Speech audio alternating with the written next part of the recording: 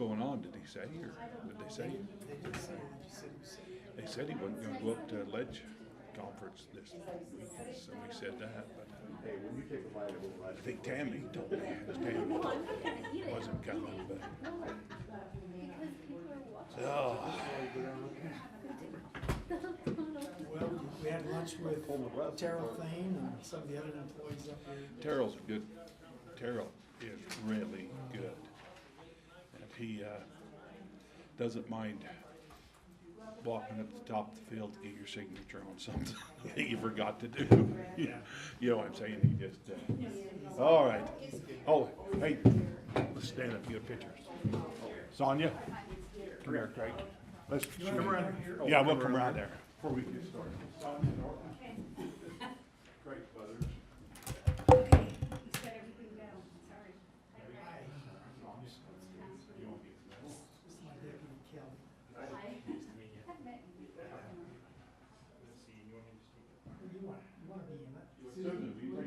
I would love to take that, please.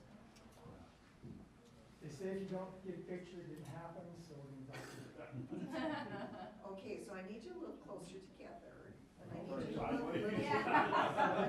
look a little bit more handsome, as good looking as Sonia is, gentlemen. Straighten up. Okay.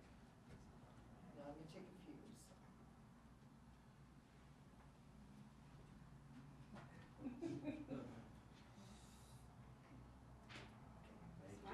Getting that scary stage. Yeah.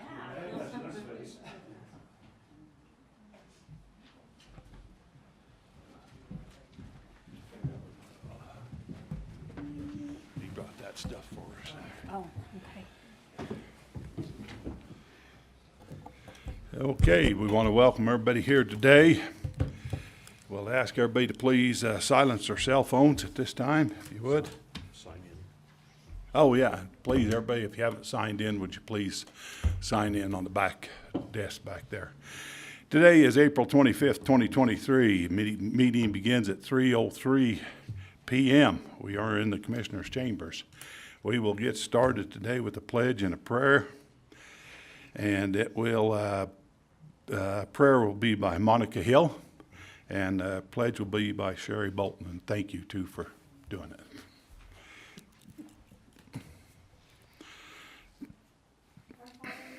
We are grateful for this commission meeting this day. We are grateful for the protection and safety which thou providest for the citizens of this county. Father, at this time we ask thee to bless this meeting as it proceeds, that the best decision for those who reside in our county may be made. We ask thy blessing upon our law enforcement and first responders. We also ask thee to bless the leaders of our community, that they may be guiding and directed, that we may be able to have peace and safety and economic growth in our community. We are grateful to thee, and we say these things in the name of Jesus Christ. Amen. Amen. Amen. Thank you.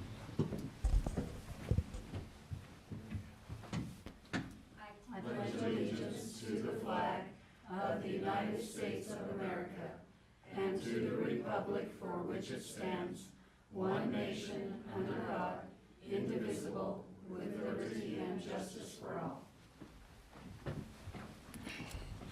Thank you again. All right, we'll get started with approval of minutes of the April 17 work session and April 18 meeting. If I get a motion. I'd make a motion to approve. And I will second. We have a motion and a second. All in favor? Aye. Aye. Aye. Motion approved. Let's see, report of warrants. Mike Wilkins. He'll be right back. All right. Let's see, any tax matters, we can start without him. Anybody want to volunteer? We okay. All right. Okay, Commissioners, I have warrants from last week, April 21st, in the amount of $990,582.83. The big one on that one is $515,000 to Fayette mixing plants. That is the chip and seal machine. Where we bought our truck. Correct. And then we purchased a bunch of weed chemical for $28,000, and that was pretty much, everything else was just normal. Just was- for, on the records, we got, what was our, $415,000, I think we're getting from revitalization funds to pay for the truck, and I think the other, maybe it's $515. I thought we they still were owe. paying all of it. Well, I think we paid a down payment. I can't remember where the down payment order came from. But the $515, I think we're paying from revitalization, then there was a $120,000 order, I think. And I'm not sure where that money come from. But anyway, I think it might, maybe all of it come from revitalization funds that we, I think that was ordered last year, wasn't it? yeah, it's ordered about a year ago. So Yeah. I think we had to pay something down, but I can't And remember. could have. I didn't Yeah. look back. I just looked at this check right here. All righty. Okay, thank you. And then I have no tax matters today, Commissioners. All righty. Thank you. Anybody else have tax matters today? Boy, we're going to make a record here today. All right, we want to welcome my brother-in-law, Craig Butters, with Department of Ag, and Kelly, his assistant. He's not going to get away without me trying to embarrass him somehow. All right, we're just going to take a minute and hook up the slide presentation that we've got here for you. We're gonna make sure you don't get out of here in record time. Hey, we got candy. We're here.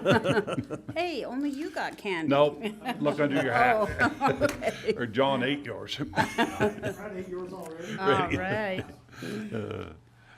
Okay, well, just to start off with, of course, we represent the Utah Department of Agriculture and Food, and the Department of Agriculture and Food actually began in 1896 with the creation of the Board of Horticulture in the state. And, okay, we'll get it. And in 1921, a little over 100 years ago, we became the Utah Department of Agriculture. And we've been known as the Department of Agriculture and Food since the early 2000s.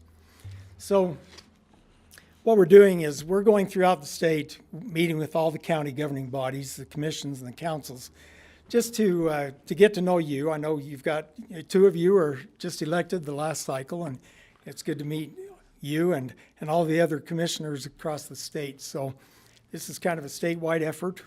We're about halfway done with meeting with all the counties, and it's been a great experience to go around and meet with all of the county leaders. Another thing that we're trying to do is provide you with information about recent legislation that's passed and some of the incentives and some of the things that can be available to you and your agricultural producers. Some of our responsibilities at the Department of Agriculture and Food are, of course, stewardship over all of agriculture in the state. We do inspections, regulations, consumer protection, rulemaking, loan assistance, pest and disease control, and marketing and economic development. We'll get into some details on some of these different responsibilities as we go along here today.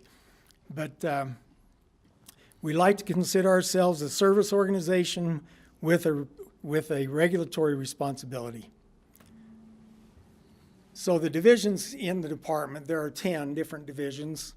Of course, the Office of Commissioner, and then the Administrative Service that oversees our finances and just the general organization of the department and the day-to-day functions of the department. Also, we have animal industry, plant industry, the conservation division. Our newest division is the Grazing Improvement Program, and that's not a new program, but it was just made a division here recently. We also have a lab that analyzes food products that make sure that those products are safe for the consumers. And the lab also oversees they test our medical cannabis and industrial hemp products. We have a marketing and economic development division and a regulatory services division.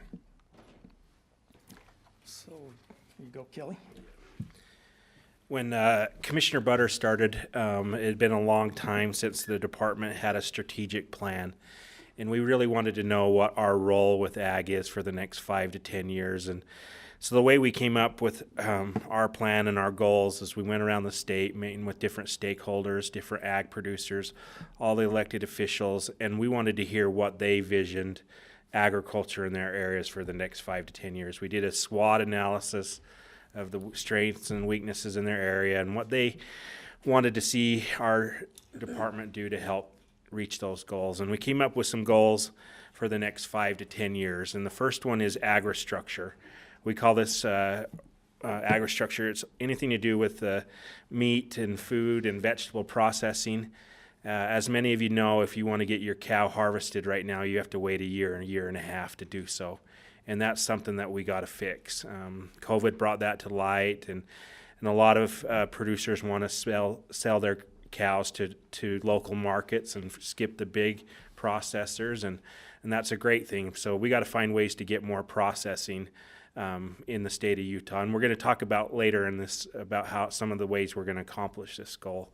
The next goal is agriculture workforce. The average age of an ag producer right now is 65 years old, and we got to find ways to get people back into the ag industry, not only just on a tractor or farming, but other areas in agriculture as well. And the only way we can do that is make it profitable. They're not going to get in it if they can't make a living doing it. And so we got to find ways to get commodity prices higher or make land values cheaper to buy land and produce off it. So some of the things that we're focusing on. Ag land preservation. This was even a big thing in the rural areas. It's on everyone's mind, seeing all the development and the high land prices. You can sell your land for a lot more than you can produce off of it. And Commissioner and I just got back from Israel, and it was interesting to see how they built in the hills and left their ag land preserved. And I think they know how to do it. In the Wasatch Front, we did the opposite. We've developed all the great ag land, and I think we're going to regret that someday. And so we'll again talk about a program to help us preserve ag land going forward. The food supply chain, it was very scary during COVID to see your empty grocery stores, but also scary to see how quick the food chain can be disrupted with trucking and everything that we rely on to bring our food to Utah. So we're trying to find ways to be more self-reliant in the state of Utah. We know that we can't grow everything that we consume here in Utah, but maybe there's ways we can be more diverse and again, find more ag businesses to come into Utah so that we can be self-reliant. Ag education. This is a big thing and a big priority as well, is working with Farm Bureau to help continue to educate our youth where their food comes from. And it's sad to say sometimes that I bet I ask my own kids and they think it grows in the grocery store. And we all know that's not true. And so we'll continue to find programs to educate people. We are actually doing a very big focus on how important how important alfalfa is. As you see, it gets attacked a lot in the Salt Lake Tribune, and we will continue to educate people why we grow alfalfa in the state of Utah and the importance of that. But also finding ways for our youth to go to college and get back into ag. One thing that they did 2 sessions ago is created a vet school at the Utah State. This is a big development, as most of you know, that there's a lack of vets throughout the state of Utah and actually throughout the nation. And this vet school will hopefully provide big game or big animal vets in rural areas. And we got $2.5 million of funding this year to repay student loans if they decide to work in rural areas for 5 years. So this is a great program to help people get back into ag in a different way. Customer service, this is something that we want to make sure, like Commissioner said, we sometimes have to be the good cop and the bad cop. We promote ag as well as regulate it. But you have a lot of Department of Ag employees here at Uintah County, and we want to make sure they're providing the best customer service to the ag producers, making sure that they're a partner with them and help educate them, so when it comes time to regulate, they're not blindsided. So if you hear any different of our employees not providing the best customer service, please reach out to us, and it's a big goal of ours.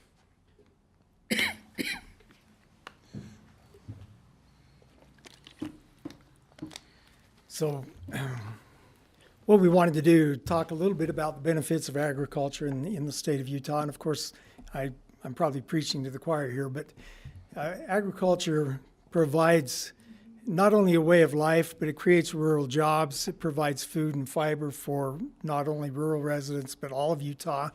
2% of the population feeds the rest of the population basically in the state of Utah. Agriculture strengthens our local food security, as we've talked about, and we're going to talk more about conservation and open space preservation.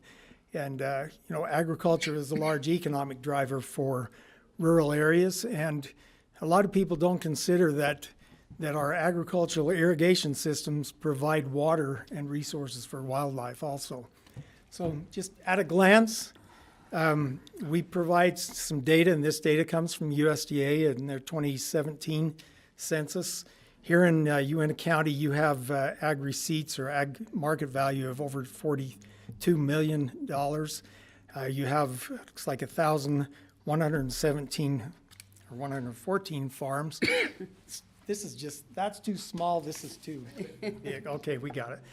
Acres of farmland, 1.8 million acres of farmland. The average farm size is 1,638 acres, and the acres irrigated 65,000. So 96% of the farms in Uintah County are family-owned farms.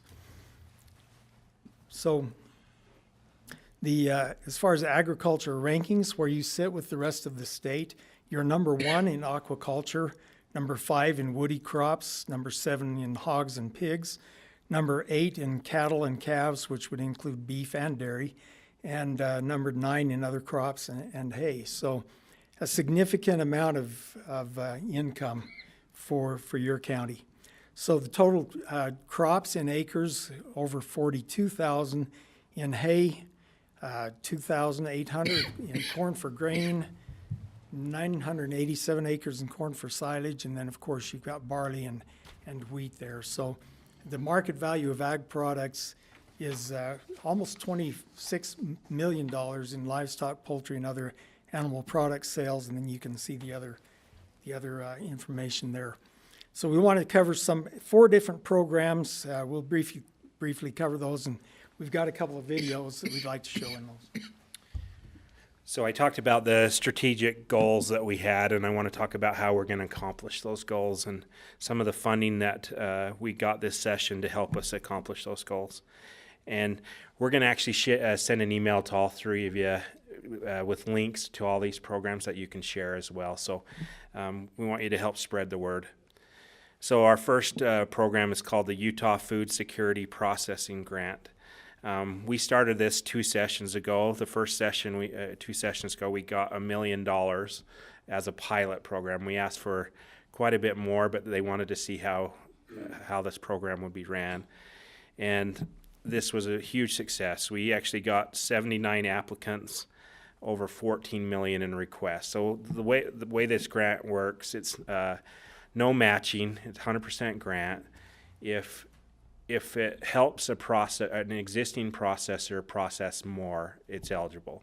So if it's a piece of equipment that helps them do more, or more refrigeration, or anything that help them do more processing, they can apply for the grant money to help them do that. And you can see on this map of these are where we awarded some of these applicants. This session we got $1 million more. So the application period will be May 1st through May 31st, and then the ranking committee will rank it in the month of June, and then we'll award it July 1st. The cap is $250,000, but if you have any processors out here, share that with them. That's what I was going to ask you. What can that be used for?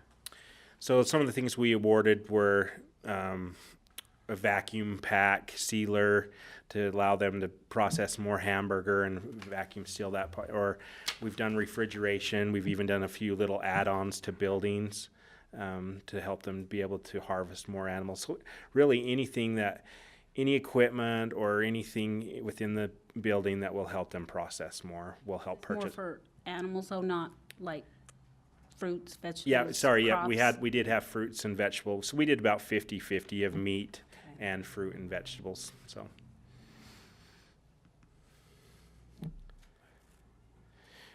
We'll share a little video of our water optimization program. Mother Nature is an Oops. extremely hard taskmaster. The hardest boss that anybody could ever have.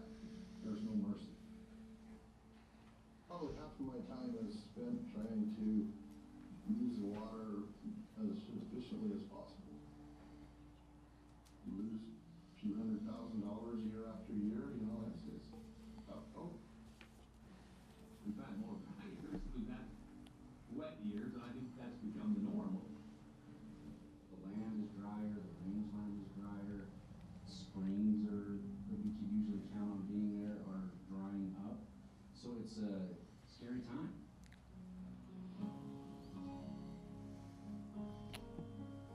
The department right now is in the process of working through our agricultural water optimization program. And this is a way that we can help farmers and ranchers use their water more efficiently. If the opportunity is presented, farmers and ranchers want to do better with the resources that they have. They're reaching out to producers and reaching out to other individuals saying, hey, look, here's what we're up against, here's what we're facing. How can we overcome this? The Department of Ag is always their back and you up. Change and conservation and best practices are changing and evolving, and I am very willing to evolve with them. With the help of UDAP and NRCS, we've been able to adapt those practices more quickly. with the limited availability of water, by increasing the efficiency, even on these drought years, we may be able to farm nearly all of our acres. And so without some help from the state, and I wouldn't be able to do this.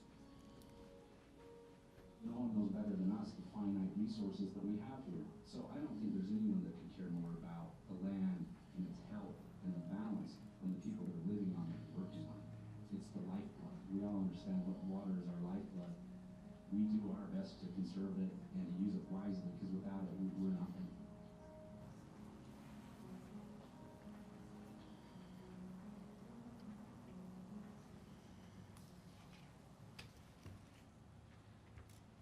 Okay, so to follow up on that, the Water Optimization Program provides grants to farmers. It's a 50-50 match program.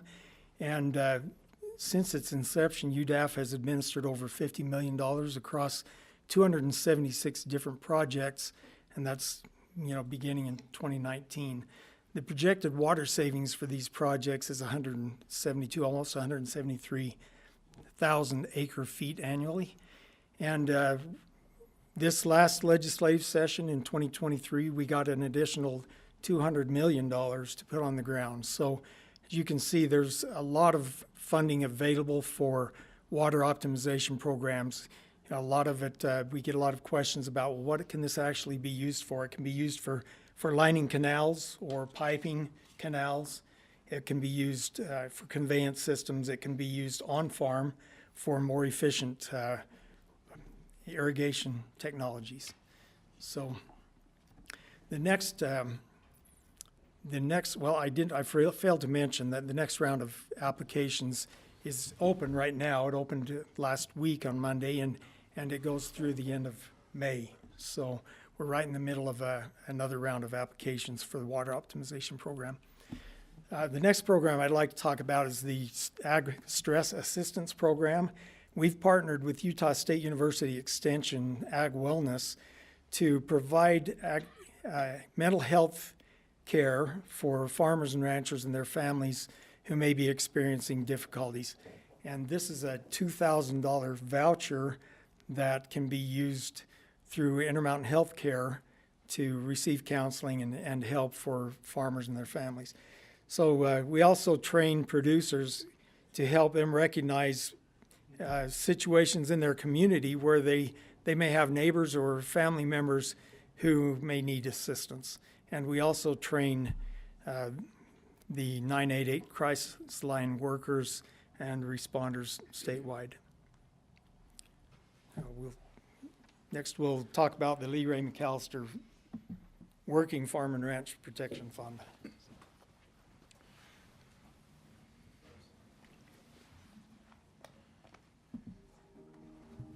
The preservation of ag land is very important. As we go and look at the acreage that is being developed right now, much of it is acreage that I never thought I would see developed in my lifetime. A lot of farmers go out there and they talk about the development, and they say, you know, those houses are the last crop that is ever going to be planted out there on that property. When you have a place that has importance like this, you kind of want to have it last. And conservation easements are the way to do it.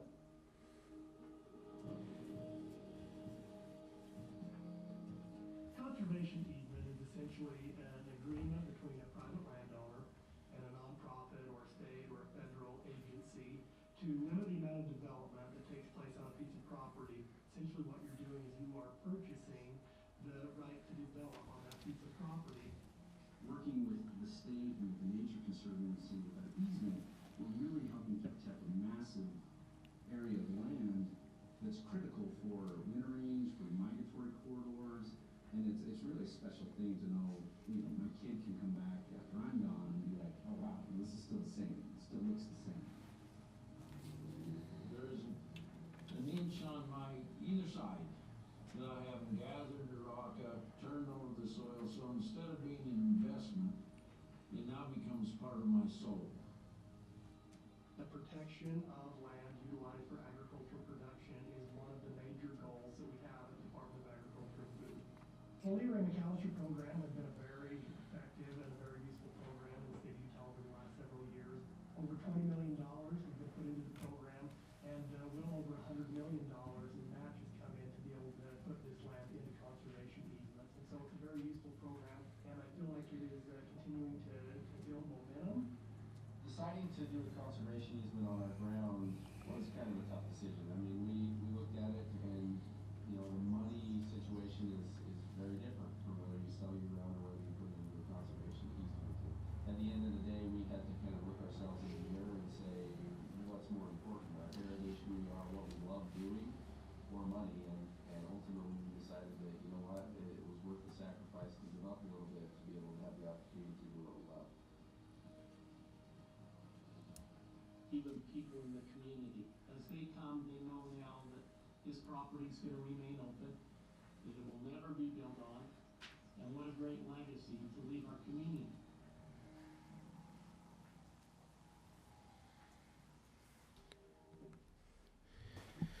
So the Lee Ray McAllister Fund has been with the state since the early 90s, but 2 sessions ago they moved the Lee Ray McAllister program into the Department of Ag, and it's now called the Lee Ray McAllister Working Farm and Ranch Protection Fund, and its focus will be on preserving ag land. We did get $3 million of one-time funding to help start this program at the Department of Ag, and we got 3 full-time employees. So we're excited about this program. Again, it's a voluntary program between a landowner and us, and they'll work with an appraiser to find out that value of developing that property, and that will turn it into a conservation easement, and it'll be ag land forever. They'll maintain private ownership, but when they sell it, it will sell as ag land going forward. So the one bill that affects all counties is actually House Bill 371. What this is if someone buys ag land to develop and has to pay the rollback taxes, 20% of that has to go towards a conservation easement within your county. And we hope that you'll work with us to use your funds to match our funds, and we'll help you match it with federal funds to purchase and use that money wisely within your county.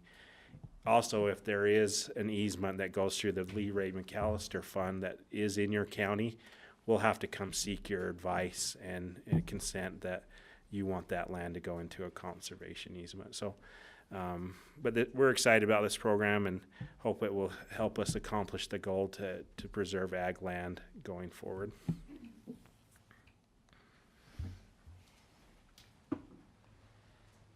Now, a little bit more on the Lee Ray McAllister Working Farm and Ranch Fund. I know a lot of you probably are familiar. I grew up in Cache Valley, and a lot of you are probably aware of, you know, the view that you see as you come down out of Wellsville Canyon and look at the valley. And one of the things that Cache County is trying to do with their fund is preserve some of that agriculture on both sides of the highway. And I think you've got a similar entrance to Uintah Basin and to Vernal anyway. As you come down and maybe you have critical areas around your cities that are important to the local citizens, and they may want to preserve those working ag lands. So as far as takeaways today, we hope that we hope that what you'll do is consider working with municipalities and as a county to find ways that you can make agriculture more sustainable in your county. And hopefully you'll understand and recognize that agriculture is a mainstay for not only Uintah County, but for all the surrounding counties and the state as a whole.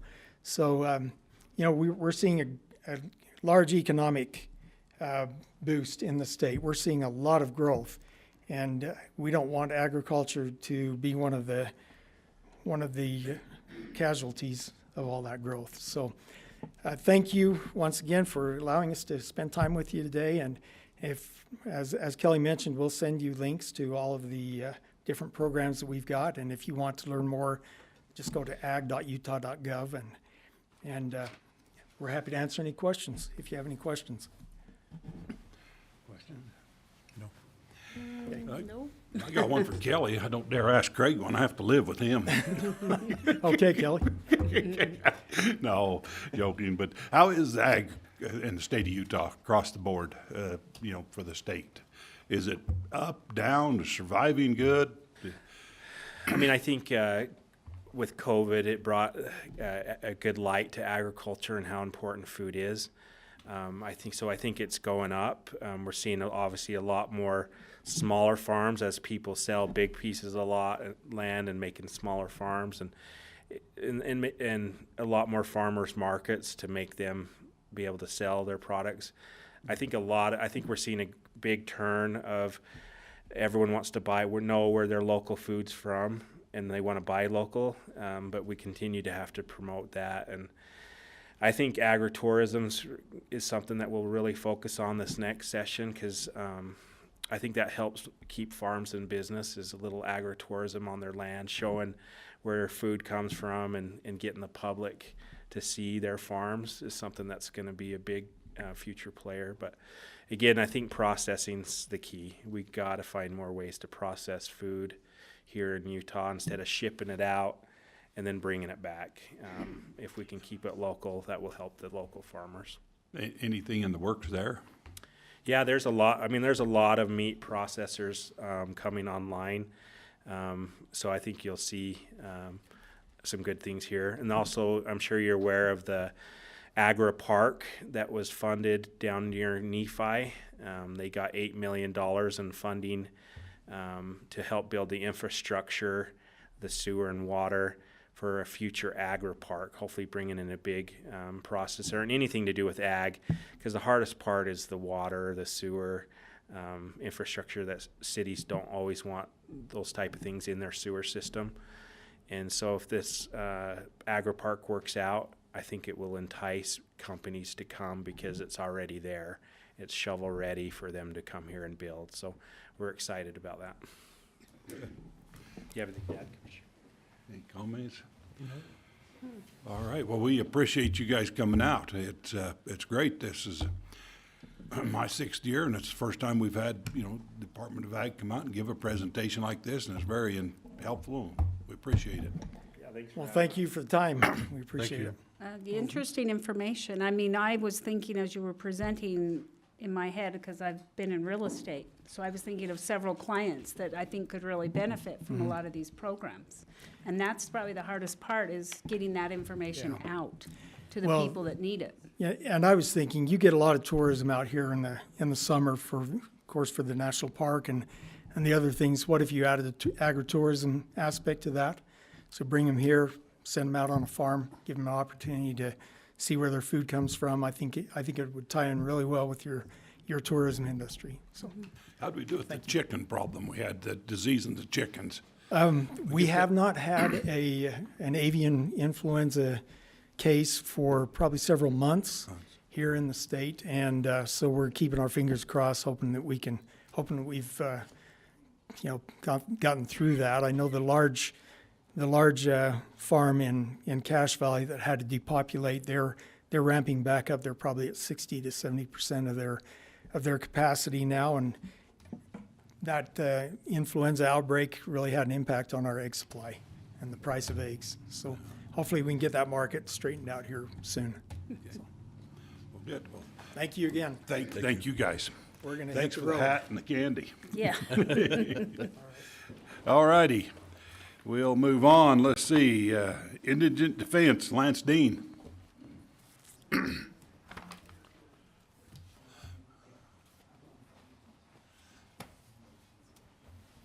Good afternoon, Commissioners. We have an opportunity here, in addition to the generous grant that has been given to Uintah County and Daggett County by extension, the Indigent Defense Commission has approved a one-time grant award to each of the contracted attorneys that are doing work, defense work here in Uintah County. There are 7 attorneys, and with some of the leftover funds, every year there's the commissioners for IDC meet and make a decision on what they're going to do with some of those, they call them non-lapsing funds, leftover funding for one-time spending. And in this time, they've agreed to boost the payment of the frontline attorneys and giving them, I guess, a bonus of $5,000 per attorney. That would include all of the independent contracted attorneys and me. So I am hoping for a signature by Commissioner Horrocks to allow that grant to happen. Will you explain to us kind of the thinking behind that bonus? I think it's related to COVID, if I remember right. That it's partially related to COVID. We had, when the pandemic hit, we had to cut our budgets quite a bit in order to make things work, and we lost about $80,000, and we cut our contracts to 90% of what they normally were based upon the pandemic, the effects of the pandemic. We were ultimately able to move that to 96% 2 years ago, and then moved it back up to 100% just recently. So we're back up to where we were pre-pandemic levels, but it's not a secret that indigent defense attorneys are underpaid. And so I think this is one of those, we've been trying to get the contracts to increase, but then that, of course, increases the base, which has not been approved yet. But I think this bonus will help. So it's a $5,000. Probably with retention. Yeah, it certainly couldn't hurt. I feel very fortunate to have the attorneys that I do working in Uintah County. I'd like to keep them if I could. All right. So you're gonna need a motion on this, or do you need a? I'm looking for a signature. If you guys need a motion, then please. I would make a motion that we sign off on that grant and approve it. All right, we have a motion. I'll second. Second, all in favor? Aye. Aye, motion approved. Bring it up, let me sign it and give it right back to you so you don't have to chase me down. I got a word to you to point out. All right. You need a copy of it, don't you? Okay. Okay, all righty. Thanks, Lance. Let's see, public hearing, Indigent Defense Public Hearing, Resolution 04252023R1, 2023 budget increase. Ready? Wilkins. All right. Let me go over that. This is a public hearing, so let me go over the budget increase that's being presented at this time. In the general fund, Fund 10, Public Defender, that $35,000 you just approved. Clerk Auditor, we received a $2,200 grant, additional grant from the state for election retention. Recorder, $11,000. Emergency Services received $82,000 in additional grant funds that we weren't aware about coming out at once. Airport M&O of $17,000. Revenue for those election grant, $2,200. IDC grant, $35,000. SHSP grant for $82,000. Recording fees of $11,000 and fund balance of $17,000.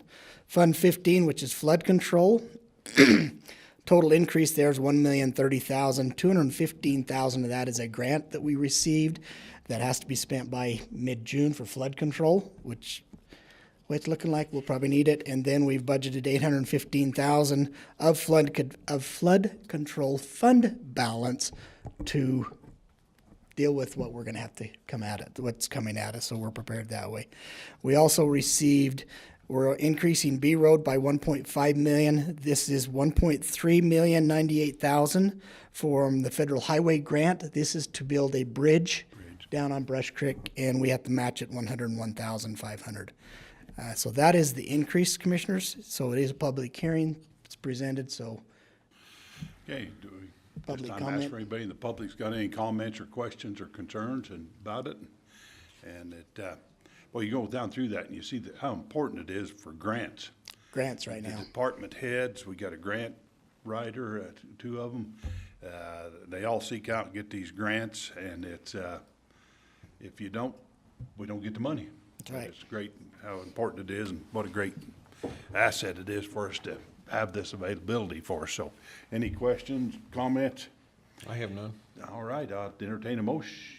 Well, No, we got to go Public out of comment. hearing. Do we have to? How do we got to do this? I mean, if it's a there's hearing. nobody that's No. speaking, then Any you can comment close the from- public Okay, hearing. we'll close the public hearing, and then we'll go out of public hearing and ask for a motion at this time. I would make a motion that we approve Resolution 04-25-2023 R1, the 2023 budget increase as presented. Okay, we have a motion. I'll second. Second, all in favor? Aye. Aye. Motion passed. Let me just give it right back to you. There are several signatures. There's several. Oh, okay, all right. All right,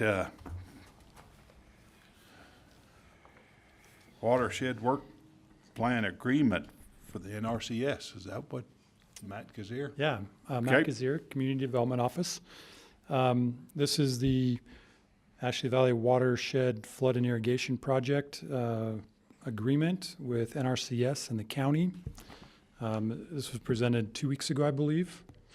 Do you want me to go over it again, or Just a quick overview? summary for Highlights. everyone that's Okay. here, if you would.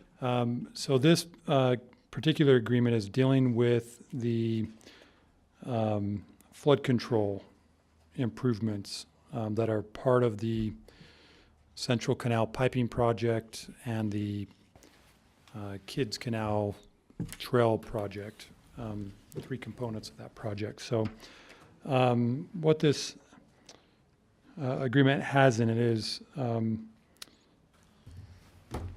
it has different responsibilities from the county and from NRCS, monies that will be made available.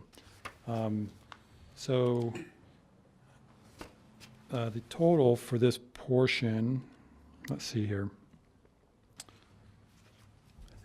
For the flood control, detention basins, and really the flood control portion, NRCS will be putting in $4,066,228. The county will have to come up with some money that the NRCS doesn't fund for things like land acquisition. The estimated cost there is $254,000.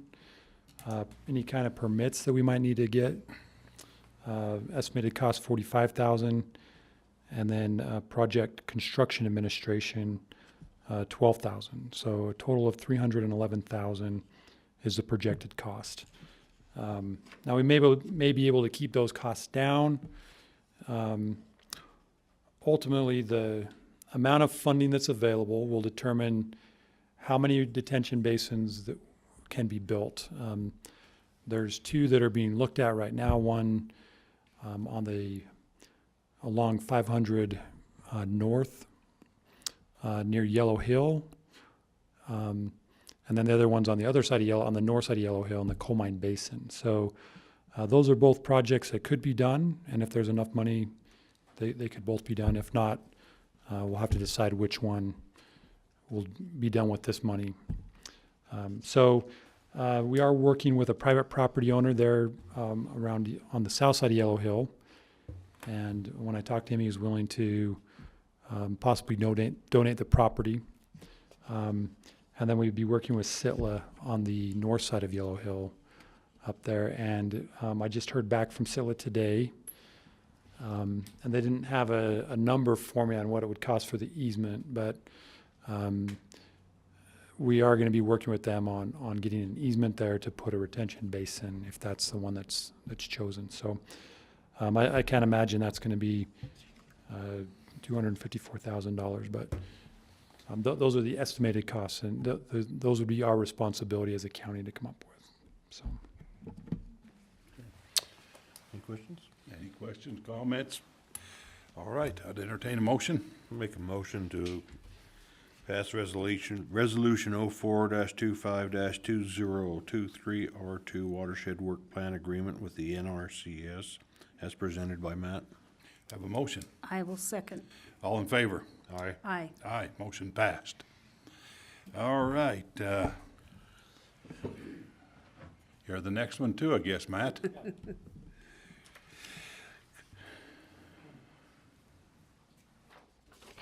Okay, so this is a rezone application. The applicants are Clint and Tamara Stagg.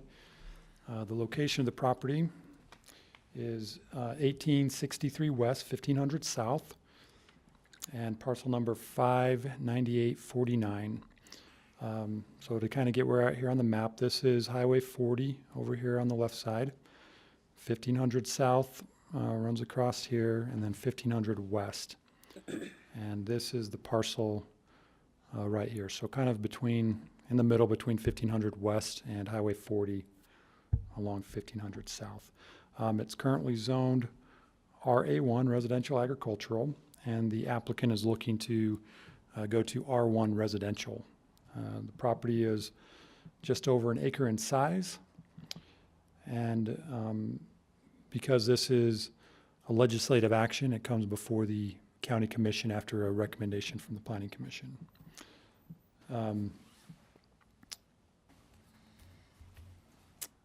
And for some reason, the zoning is not working on our map, but the majority of the area around this is RA1.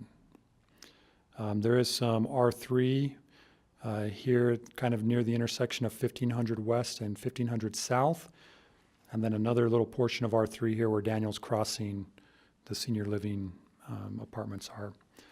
And then you have the yellow area here is Vernal City, and that's all some type of commercial zone in the city limits. And then we have a C2 commercial here, an auto body repair facility, and C2 commercial here on the corner of Highway 40 and 1500 south. The closest R1 zoning is Quellbrook here, or what's called Crystal Homes on about 900 south and 1500 west. But this area on the future land use map, this was working here, so it's shown, all this area is kind of shown as moderate density, which is equivalent to our R1 zone. So it is in the future land use plan that this area will someday develop in a manner that is consistent with our current R1 zoning.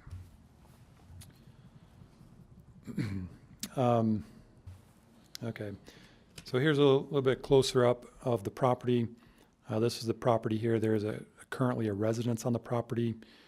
What they're looking to do is to create two lots here at the back of the property that would be flag lots.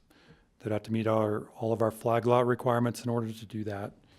and then do a subdivision in order to do that. But without the rezone, they could do one flag lot back there.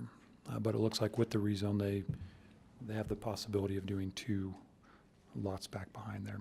And they may have to remove some of these outbuildings or something, you know, depending on where property lines fall and things. But those are things that they'll have to work with a surveyor on and then make sure they meet the requirements. But that's the reason they're requesting the rezone. Let's see, the Planning Commission did hear this application this past Wednesday. And they did hold a public hearing. There were no comments from the public at that meeting. Notices were sent out to people within 1,000 feet of the property. And there was, I don't know, 100 or so letters that went out on it. And Planning Commission recommended approval of the rezone to R1, and it was a unanimous vote.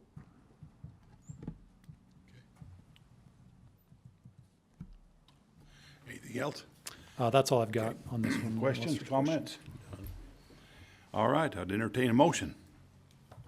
I would make a motion that we approve the rezone from RA1 to R1 for property at 1863 West, 1500 South, serial number 0509800049.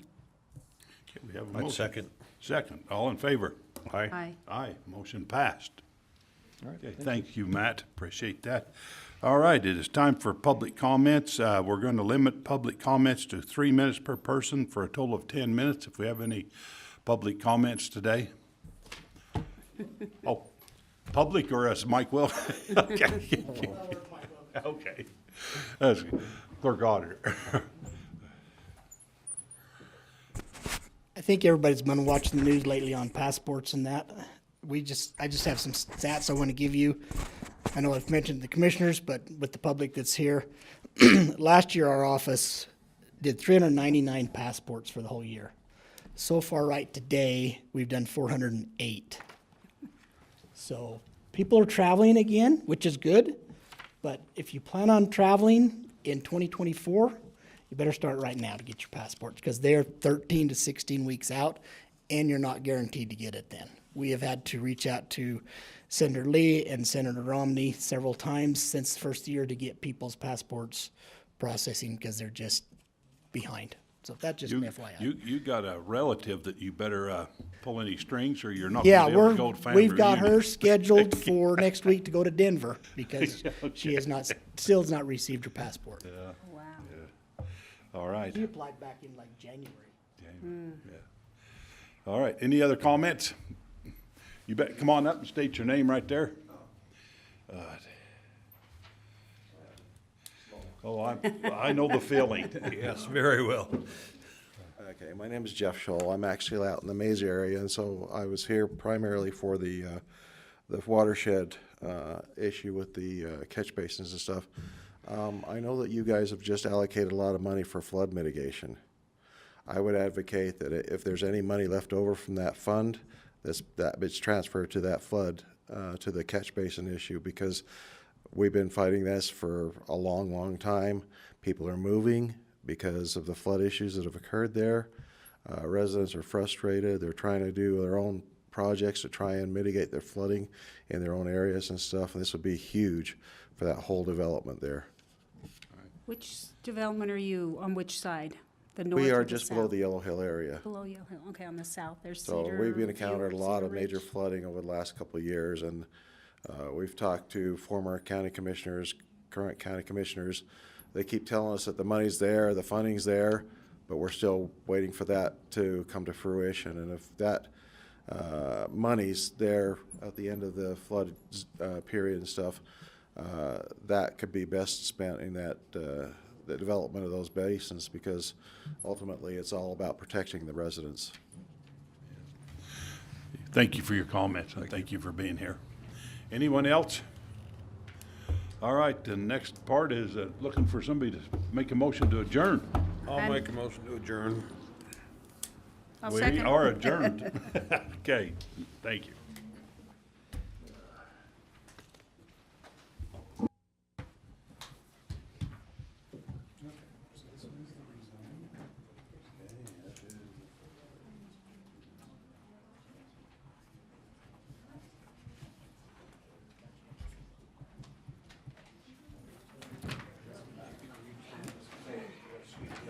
So when I hit Jefferson on the wildlife